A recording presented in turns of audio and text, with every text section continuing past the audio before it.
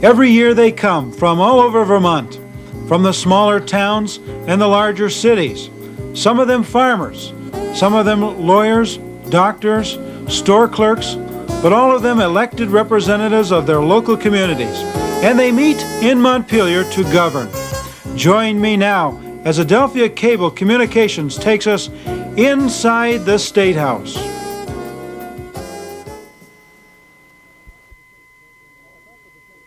I thought for the studies program I'd give you a tour of the State House, but there's certainly someone a lot more capable than I am to do that for us instead. David Sheets, the curator here at the State House.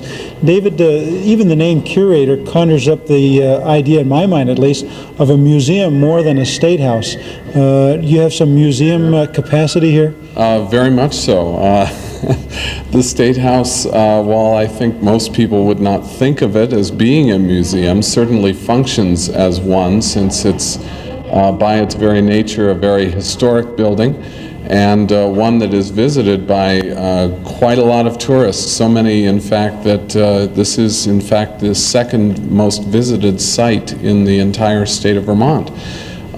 It's not the kind of place that you think of going to as a tourist in the way you do the Shelburne Museum, but it is the state capitol building, has a very prominent golden dome on top, and I think that when visitors come through the state of Vermont on Interstate 89, obviously they stop off in the state capitol, as they do in many other parts of the country, and when they're there they want to see the State House, and I think almost all of them are very surprised at the wonderful building that it is once they do visit it.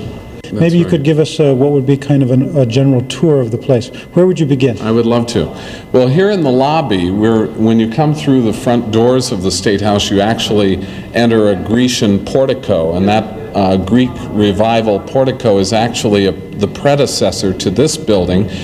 There was a Greek Revival State House built of Berry granite on this very site that was built in the 1830s, and it was Vermont's second State House, since there have been 3 State Houses in Montpelier since the early 19th century. And due to the fact that a horrible fire destroyed that building in 1857, this building, which dates from 1859, is an Italianate or Renaissance Revival style of architecture, and yet it has a Grecian portico from the previous building. So the portico is actually 20 years older than the building itself. So you pass through that portico and come into the State House, and you enter this wonderful lobby that of course has a black and white marble floor that is of course Vermont marble. The black marble is from the Isle La Motte area of Lake Champlain, and the white marble is from Danby. The black marble is especially noteworthy because it has wonderful fossil creatures found in many of the black squares. And when school kids come here to the State House to visit, that's one of the first things they want to see. We tell them the fossils are there, they run around and try to find the best examples, and they have a lot of fun. But that was a very conscious attempt, in fact, by the architects in the 1850s to bring Vermont's prehistoric past into the building, so that when they found that marble could be procured that had fossils in it, they thought that would be especially appropriate in this building. Besides the marble floor, though, the lobby has what we call the Hall of Inscriptions, which leads down to the bust of Abraham Lincoln. Okay.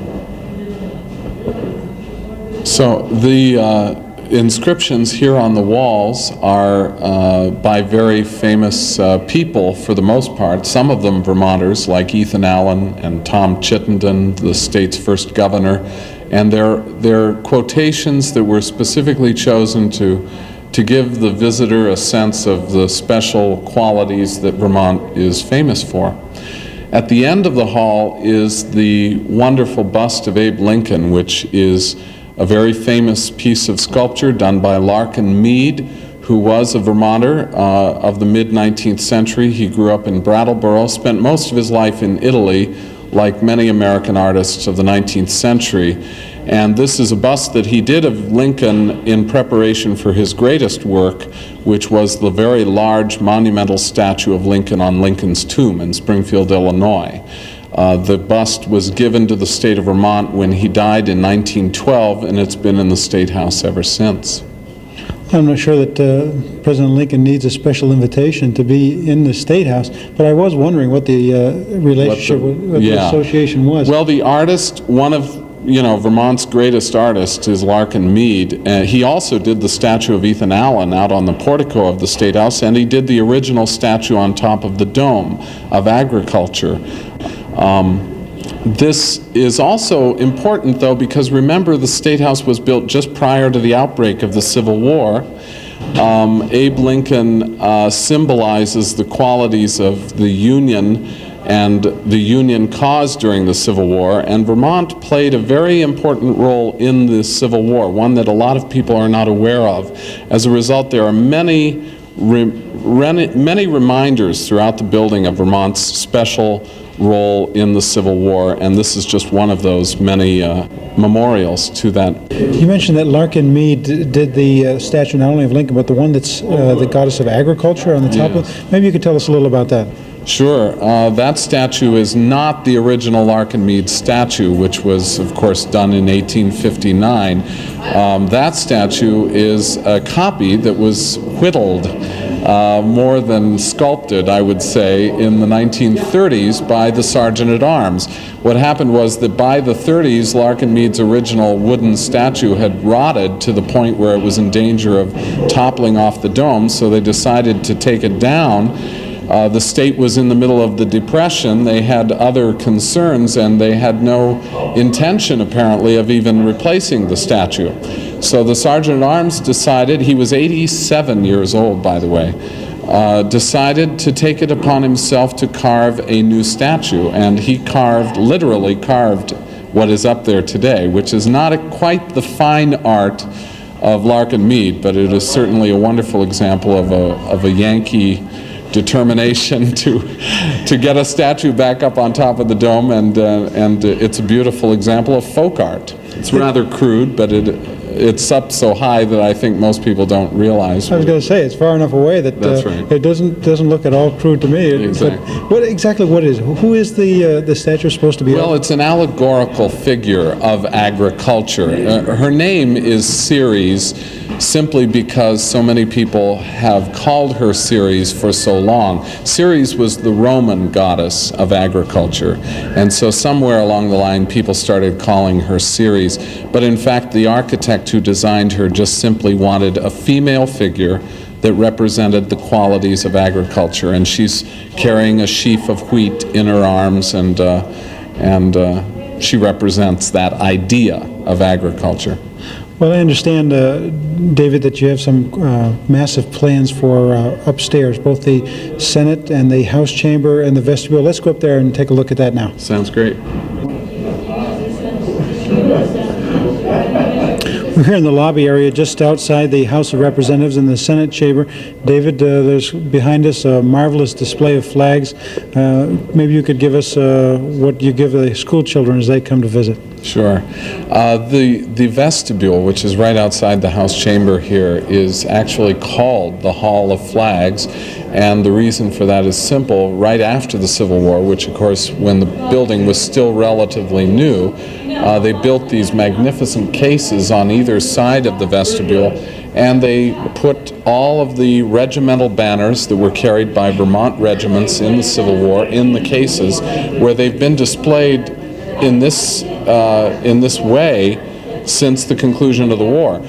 Now, about 10 years ago, we realized, or at least something was done at that time, that these flags in the meantime had been deteriorating very rapidly because, of course, they're textiles. They're painted on silk and wool fabrics, and over the course of time, with light and dust and all kinds of other environmental factors eating away at the fabric, they literally have been rotting off of their staffs. And the tension that is brought about by displaying a flag curled around a staff in this way is very bad for the fabric. So the other case, on the other side of the vestibule, was completely emptied of all of its flags. We sent them down to a textile conservation lab where they were restored. And the only flags that are currently on display in that case are the ones that were in good enough shape that they can stand the stress of being on display. All of the others were put in perpetual storage. I understand you have a 3-year plan for restoration of both the House Chamber, Senate Chamber, and this vestibule. That's right. It's very exciting. So here in the lobby, that means getting rid of lighting fixtures such as these, which are rather obtrusive. They were introduced in 1970, and they'll be replaced by gas chandeliers that are much more in keeping with the architecture. Real gas lights. Well, the original gas chandeliers, but of course they'll be electrified. Yes. Okay, we're not going to get totally authentic. No. And then we'll have new wooden doors for this marvelous doorway that goes into the House Chamber. We'll have doors more in keeping with the architecture, and new upholstery fabric for the furniture, which is all pretty much here, and carpeting of the 19th century. A replica of the original carpet will be down on the floor, as well as replicas of the very elaborate drapes that were at the windows. I wasn't aware that they had carpet back then, but they did. They did, wall to wall even, yeah. We don't realize that. The big distinction between a 19th century carpet and the carpets that we have in the State House today are that for the most part they're solidly colored carpets, and in the 19th century they loved these big huge prints, multicolored carpets, and that's what we'll be bringing back to all of these areas. Wonderful. Well, let's take a look at one of the chambers. Let's take a look at the House Chamber first. Maybe you can describe what some of your plans are there. Okay. David, perhaps you can begin by telling us, first of all, a little bit about what we have here, and then maybe some of your plans in terms of restoration.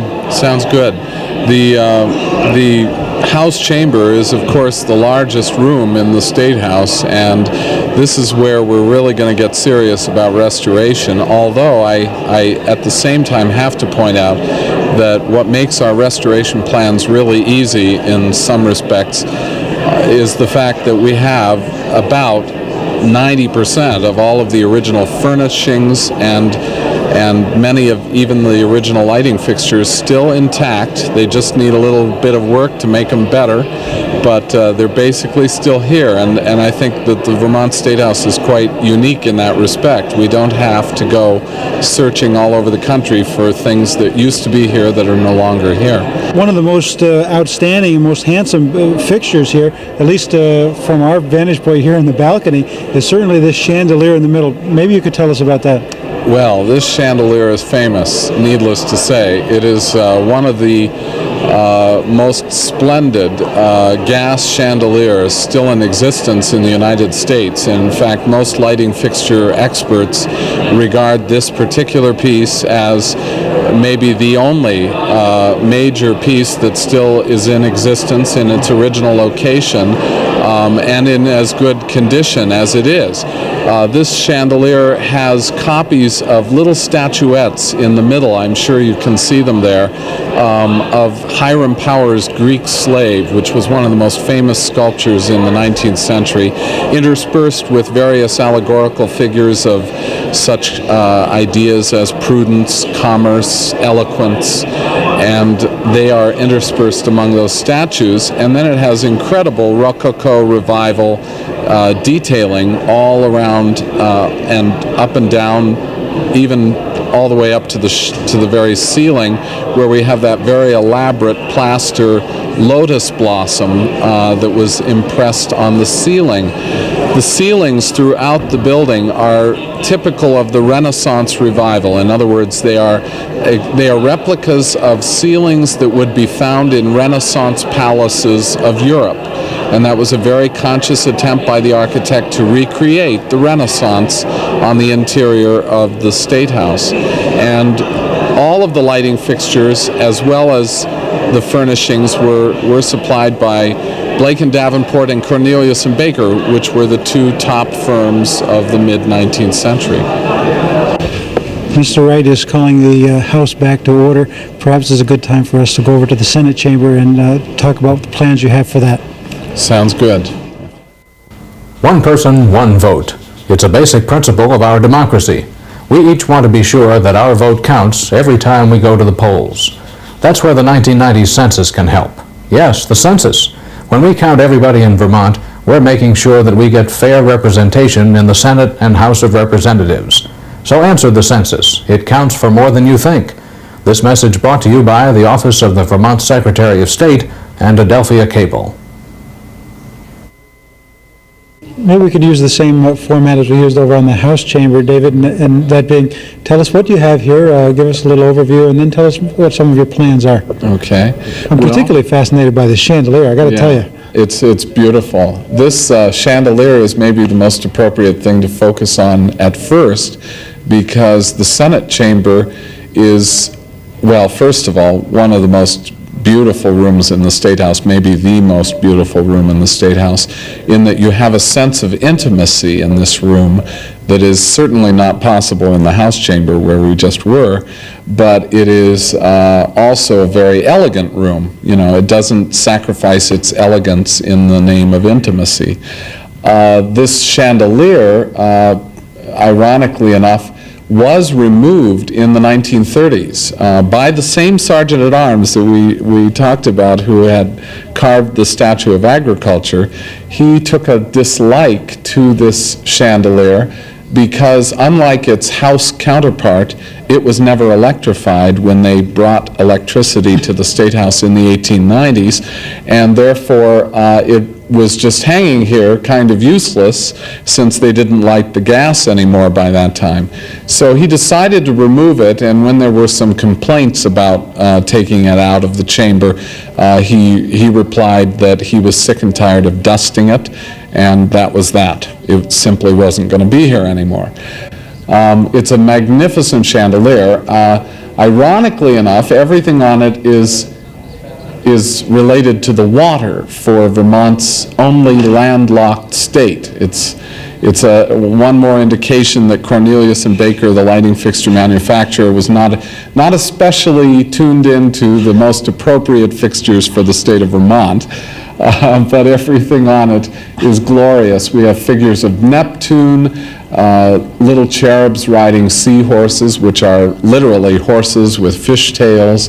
We have water lilies. The leaves of the water lilies are impressed on the bottom of the chandelier, and then you have the blossoms up there at the top, right above the Neptunes. It's a glorious, glorious piece, and I don't think anybody in the Senate today could even possibly imagine what the place would look like if it wasn't here. Well, I'll tell you, I'm sure that some of the discussions in here become very intense, and you want to hang on every word, but I'm sure that there are discussions, too, where senators just kind of roll back in their chairs, what in the world, and begin I like to think that the better we make this place, the more elegant and restful and aesthetically pleasing that this environment can be, the more civilized and intelligent the debates in both the House and Senate. Let's go over to the Cedar Creek room, where I know you have some pretty dynamic plans. Yes. Can you tell us maybe about some of your plans for this room? Yes, this room actually I'm more excited about than any other room in the project, maybe simply because it is going to happen this coming fiscal year. So what the restoration plans for this room are great. This basically started its life in 1859 as the State Library, so it had a totally different look. And then in the 1880s, they decided to move the State Library out of the building proper into a wing that was being constructed for it at that time. And this room then became a reception room, the governor's reception room, or as we now know it better, the Cedar Creek room. and it obviously gets its name primarily because of this magnificent painting behind us. This is The Battle of Cedar Creek by Julian Scott, a monumental painting by a Vermont drummer boy who had quite an illustrious career as a landscape painter and a painter of American Indians in the late 19th century. And he painted this in 1872 for the building. Vermont veterans of the Civil War, and I'm not sure I mentioned before, but more Vermonters participated in the Union Army's cause and lost their lives in the Civil War than any other state in the Union per capita. So that war had a profound effect on all Vermont families, and they decided that the Battle of Cedar Creek was the one engagement that more of them had participated in, and also more of them lost their lives than any other battle of the war. Therefore, they wanted it particularly commemorated here in the State House. So Julian Scott spent a couple years painting this in his studio in New York, and it's been in the building ever since. It's really, without any question, one of the major works of art in the building. I don't have any more expertise in the area of fine art than I do in architecture, but I have enjoyed studying this painting for several times. You can come through here and be renewed in your commitment to either freedom or the horrors of war or any of the emotions that may be running about in your breast by studying for just a few moments on this fine painting. I know. What's wonderful about the restoration of this room is that actually the painting itself, which is what most people, of course, remember about this room, is what got a number of the volunteers involved in our effort to raise the money for the restoration of this room. Bill Gilbert and Larry Riley, the two co-chairmen of the fund drive to raise the money to restore this room, were inspired in just the way you were suggesting. They're kind of Civil War buffs, and this painting has always meant a great deal to the two of them, and they decided that it was time to make the room a little more of a receptive environment for this painting, because the room used to be so much more elegant. In the 1880s, they had a very elaborate paint scheme in here, all kinds of colors from dark browns and greens, golds and coppers, to the pinks and blues that you find in the ceiling. It also had magnificent stained glass skylights in the two openings that we see in the ceiling, and it had two very large brass gas chandeliers that hung in the chamber, had an oriental style carpeting on the floor, and the draperies again were very full, and the furniture appropriately upholstered. Now this room is different from the other rooms that we mentioned in that every penny that goes into the restoration of this room is being raised privately, not being paid for by the state of Vermont. That is the piece of the action that the Friends of the State House decided to take on.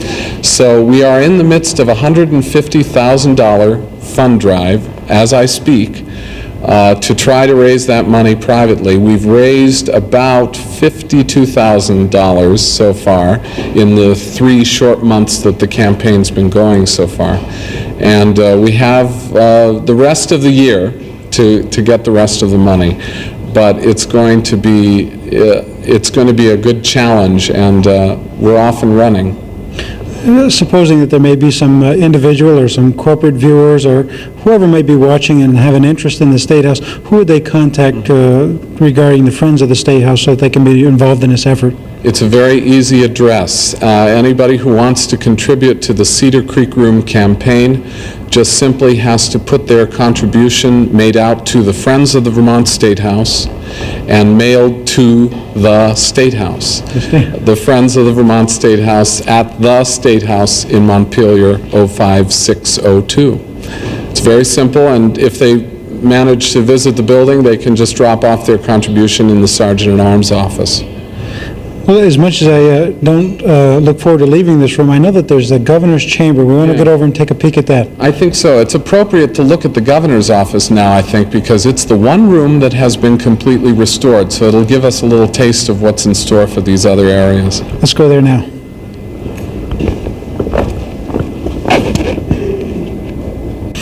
Well, we're finally at the end of our journey here in the executive's chamber, in the governor's chamber here in the State House, and I'm beginning to see now, Dave, what you've been explaining all along as we've winded our way through the State House in terms of what you have planned.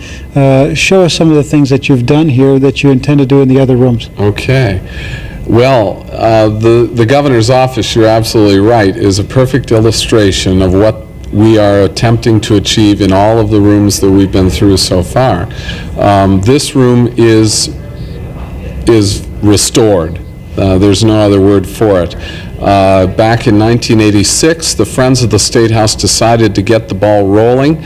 They were through just restoring a chandelier here or there for the building, and they really wanted to sink their teeth into one whole room and see what could be done in terms of returning one of the State House's most important rooms to its original look of 1859.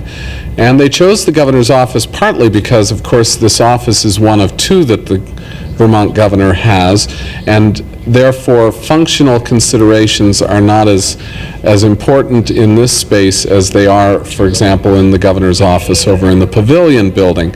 So it presented an opportunity to bring back the rich detail that this room used to have. And we did a lot of research because the room did not look anywhere near what it looks like right now today. For example, the chandelier is a complete replica of the original gas chandelier that used to hang here, but that chandelier was long gone from the building, and we only had old photographs to look at to determine what it looked like. So this is a replica made by a lighting fixture restoration firm based on the photographic evidence of what the original must have looked like, and it replaced lighting that was of a much more recent vintage. In the ceiling had lost a lot of the original wonderful details, so we have these very elaborate rosettes now that are on the ceiling, which had been there originally but were gone, as well as the open work cornice. And as I've mentioned in all the other spaces, we have this furniture that is no longer covered in naugahyde, but rather is tufted in red velvet. And we have the governor's chair, the Constitution chair, which was also restored for the room, and the rich luster of beautiful brocatel draperies at the window, very full, lush draperies, which is the way most window treatments were throughout most of the 19th century. They also have wonderful ropes and very elaborate tassels that were made by Scalamandre. And then, of course, the carpeting. You have the white walls set off by rich fabrics, and the red and blue and gold and green carpet is an exact replica of what the original carpet looked like based on the photographic evidence.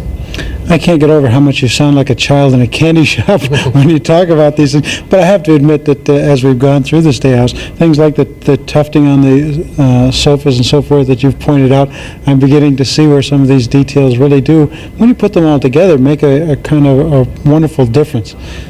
I can even imagine where if I were debating some bill, I might be more inclined to be civil about it, sitting on tufted furniture. I hope so. Well, thank you very much, Dave. We've appreciated the tour of the State House. My pleasure. My pleasure. I'm very happy to have you here, and